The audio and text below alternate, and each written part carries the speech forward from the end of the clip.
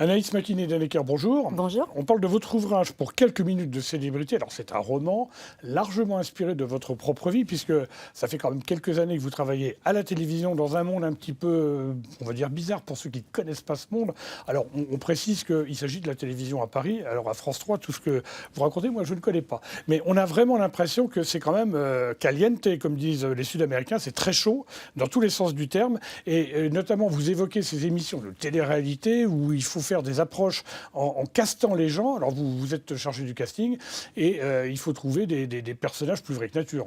Absolument, c'est-à-dire qu'en fait, alors vous parlez de la télé-réalité, quand on regarde les émissions de télé-réalité, d'une année sur l'autre, d'une saison sur l'autre, les personnages sont polycopiés. C'est-à-dire que vous avez la gentille peste qu'on va essayer de garder jusqu'à la fin parce qu'elle met de l'ambiance.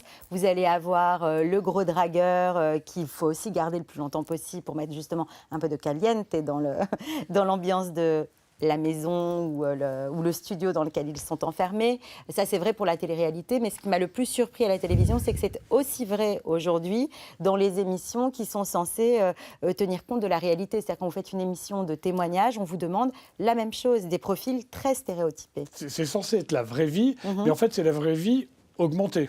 Vous savez, à la télévision, en tout cas à Paris, on vit dans un petit monde de l'entre-soi. Et c'est vrai qu'on est censé rendre compte de la réalité de la vie de nos contemporains. C'est quand même le boulot du journaliste et des médias. Et on vit totalement déconnecté de la réalité, avec des gens très bizarres, avec des égos surdimensionnés. Et c'est pas toujours facile de le supporter. Alors, on va donner quelques exemples, on ne peut pas tout raconter. Notamment, vous évoquez une émission qui est consacrée à la jalousie. Alors, on vous dit, trouve-nous une personne jalouse, mais quand on dit jalouse, c'est jalouse de chez jalouse. Et ça va même mal se terminer pour cette personne par rapport aux relations qu'elle peut avoir avec un garçon. Parce que justement, la jalousie, pour le coup, elle va savoir ce que c'est. Oui, parce que la difficulté de ces émissions-là, c'est que l'on va vous demander non pas de mettre en scène, parce qu'il y a une subtilité quand même quand on fait du journalisme, mais de mettre en situation. Donc, en l'occurrence, de mettre en situation que cette jalousie explose. Donc, on va effectivement aller chercher quelqu'un d'hyper jaloux, de caricaturellement jaloux, et on va le pousser dans ses retranchements. Donc, dans les émissions testimoniales, si quelqu'un est très jaloux et qu'il vous dit « Non, mais nous, on ne va même plus en boîte de nuit parce que je ne supporte pas que mon petit ami regarde une fille », le boulot du journaliste dans les émissions testimoniales, c'est justement d'aller en boîte de nuit et de faire en sorte que le danger règne et que la jalousie explose. Alors, autre exemple, vous évoquez un pauvre gars qui a été martyrisé dans son enfance, dans sa jeunesse, au service militaire, etc. et sur le travail.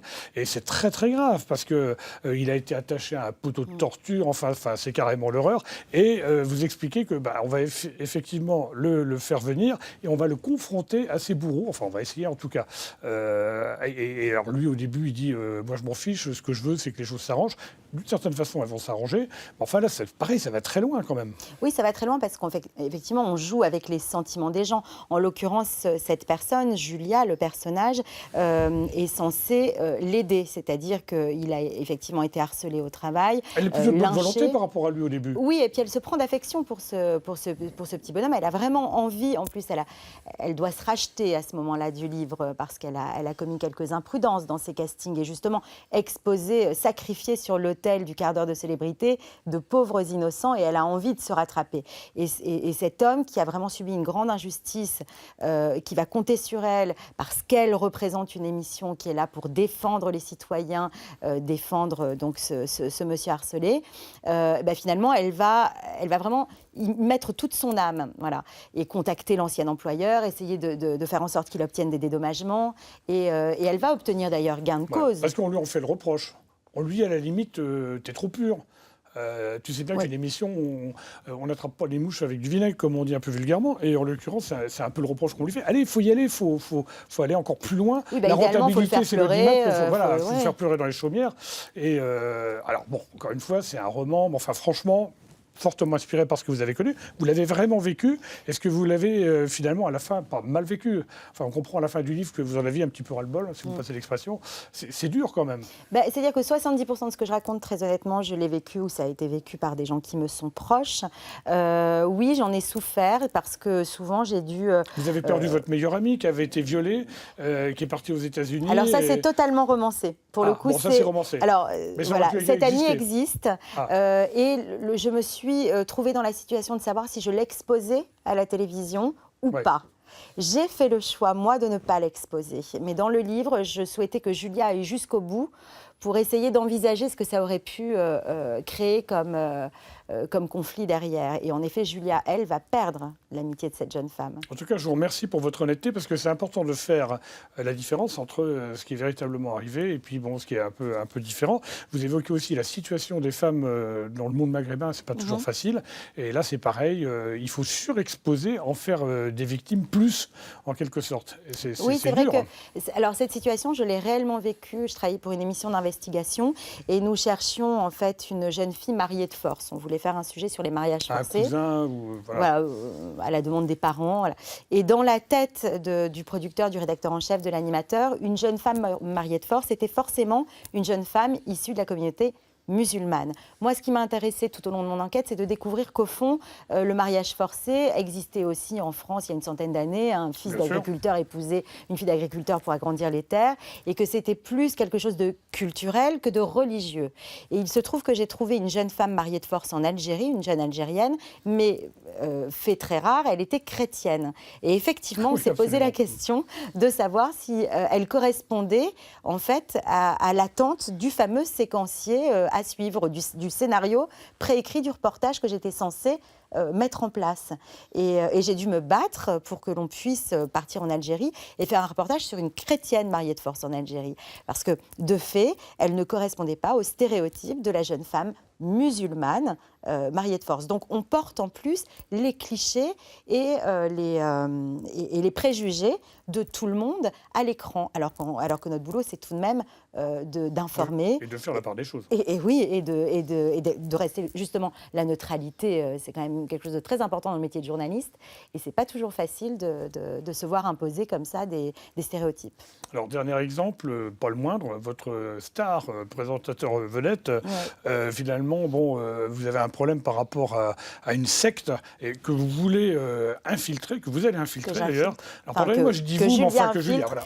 Attention à ce que je dis. Mais j'ai fait un reportage sur les sectes, donc je me suis évidemment inspirée de cette histoire. Mais ça va très très loin. Et là, c'est la même chose. Et alors, non, justement, c'est pas la même chose. C'est-à-dire que normalement, on pourrait imaginer que là, en l'occurrence, on va vers la vérité, mais il se trouve que la star présentatrice vedette de l'émission est impliquée puisque son épouse fait partie de la secte. Et alors là, ça se passe très très mal puisqu'on vous fait le reproche de ne pas aller assez loin, de ne pas bien faire votre travail, alors qu'en fait, vous avez fait ce qu'il fallait faire.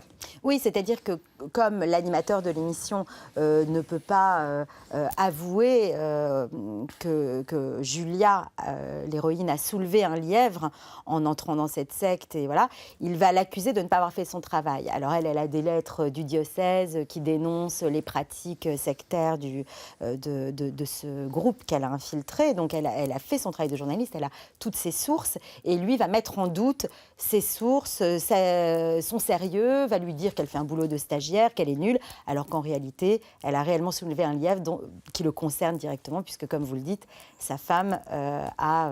Elle va s'en apercevoir après coup. Après coup, et le reportage ne sera évidemment pas diffusé. Bon, ça va de soi. On va terminer quand même par quelques modes de fonctionnement. Alors, je précise à nos téléspectateurs qui sont aussi internautes qu'à France 3 Normandie, ça ne se passe pas comme ça. Mais bon, après tout, ou alors je ne le sais pas, ça va peut-être échapper. Donc, vous évoquez des pratiques qui sont liées, par exemple, à l'utilisation de la cocaïne. Alors, c'est très couru, paraît-il, dans les milieux de création, notamment à Paris.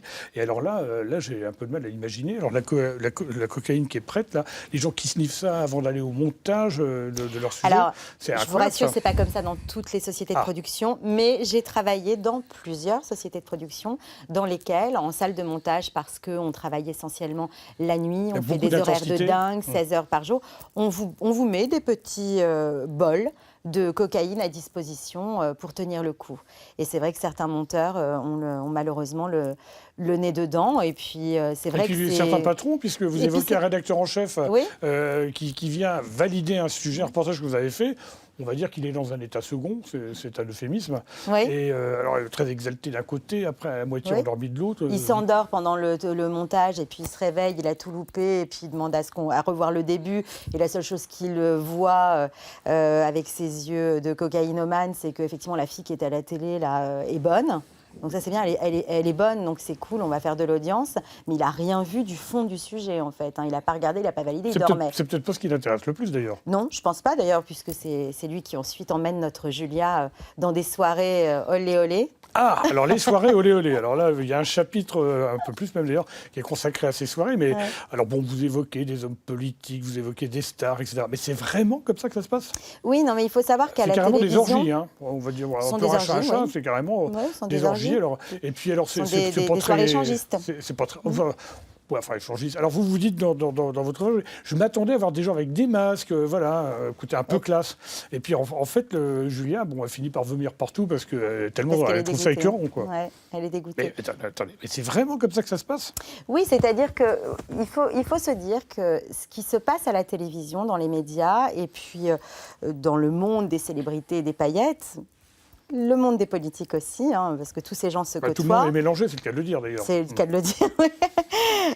C'est vrai qu'on vit dans un monde de l'entre-soi et c'est un peu Vegas. C'est-à-dire ce qui se passe à Vegas reste à Vegas, ce qui se passe à la télévision ou dans les médias à Paris reste à la télévision. Moi, j'ai commis un petit impair en écrivant un livre là-dessus, parce qu'en effet, je soulève aussi certains secrets, puisqu'à la télévision, l'omerta règne en maître. Mais dans la réalité, oui, les soirées se passent comme ça, et les grands présentateurs et les grands acteurs rencontrent les grands politiques dans ces soirées échangistes, où d'ailleurs, on essaie d'entraîner les jeunes recrues de la télévision. Moi, j'ai vu, et je le dis dans mon livre, des jeunes journalistes qui démarrent à la télé, qui espèrent faire de l'antenne, des jeunes filles qui travaillent à l'accueil et à qui on promet monts et merveilles et qui se retrouvent dans ces soirées vraiment données comme de la viande à ces types à haute responsabilité qui exercent un droit de cuissage sur elles pour les faire progresser, oui, pour leur promettre monts et merveilles. Quel programme! Quel programme et quelles histoires, parce que c'est plusieurs histoires en fait que vous racontez. Alors j'ajoute quand même, alors vous gérez un blog qui fait beaucoup parler de lui et bon, on va dire que certaines de ces stars finalement se sentent un petit peu visées. Comme on dit à la campagne, et pas seulement à la campagne, d'ailleurs avec la vérité qui blesse, alors peut-être qu'il y a un petit peu de vrai, puis qu'elles se sont concernées. Et ces stars justement ont eu un peu peur que vous alliez trop loin. Oui, certaines personnes ont pensé se reconnaître dans certains des personnages que je décris. Alors, ce qui est amusant, c'est que je fais un tel mélange de personnes réelles que j'ai croisées. C'est un jeu de piste. Mais aucun des personnages n'existe vraiment. Il porte à peu près 5 têtes. Voilà. Donc, par exemple, l'animateur dont vous parliez tout à l'heure, je me suis inspirée de 5 animateurs avec lesquels j'ai travaillé.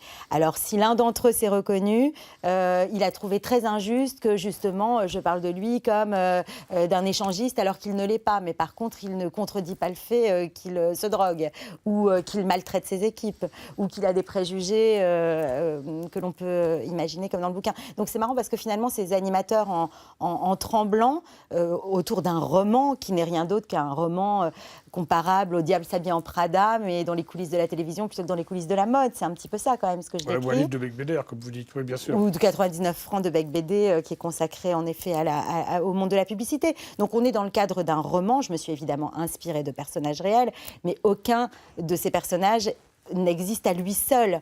Donc ceux qui pensent se reconnaître, ce qui est amusant, c'est qu'effectivement, ils crient au loup alors qu'en réalité, on ne parle pas d'eux. Et ils s'outent tout seuls en disant « Ah oui, non, mais moi, d'accord, elle me présente comme un drogué, je suis d'accord, mais je ne suis pas échangiste. » Ou l'un ou inversement.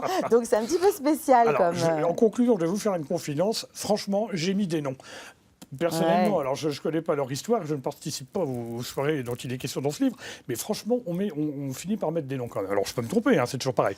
Mais c'est vrai que ce jeu de piste, finalement, il amène en direction de stars bien connues de la télévision. J'ajoute que Anne Carrière, qui est donc la personne qui produit ce livre, hein, qui est l'éditrice, elle-même a subi des pressions. C'est incroyable ça quand même. Mais c'est-à-dire que sur mon blog qui s'appelle Julia Inside TV, j'ai écrit des posts qui ne sont pas dans le livre et qui sont parfois plus acerbes parce que qui sont encore plus acerbes que ce que je peux présenter dans le livre, si tant est que ce soit possible, parce que c'est déjà quand même très chaud. Et des personnes ont cru se reconnaître dans ces posts. Donc mon éditeur a en effet, avant la sortie du roman, reçu des lettres d'intimidation pour lui dire attention, on sera très vigilant. J'adore ça, moi. Avant la sortie du roman. C'est Ouais. incroyable. On se Ouais. croirait sous la censure la plus absolue pendant la guerre ou d'autres périodes. C'est incroyable. Oui, mais c'est d'ailleurs Stéphane Carrière, qui est donc le fils d'Anne Carrière et qui est également l'éditeur, a répondu de façon très humoristique à ces tentatives d'intimidation en disant mais quel est ce livre qui Ce fait brûlot. autant de bruit, ce brûlot qui va... est-ce que ce sont de nouvelles révélations sur le roi du Maroc? Non, c'est juste un petit diable s'habillé en Prada version télé, mais en revanche, on veut bien les 2 millions d'euros. Ben, écoutez, Je suis on d'accord va aussi. souhaiter longue vie à cet ouvrage. Et je ne sais pas pourquoi, j'ai l'impression qu'effectivement, il va intéresser beaucoup de gens. Alors Anaïs Makinet-Dennecker, merci encore d'être venue nous présenter pour quelques minutes de célébrité. Nous, on a eu quelques minutes de plaisir à vous recevoir pour en parler. Et c'est vrai qu'il y a quand même quelques révélations, même si, encore une fois, les noms qui sont indiqués sont des noms d'emprunt. On reconnaît, de mon point de vue en tout cas, pas mal de célébrités de la télévision. Merci beaucoup. Merci à vous.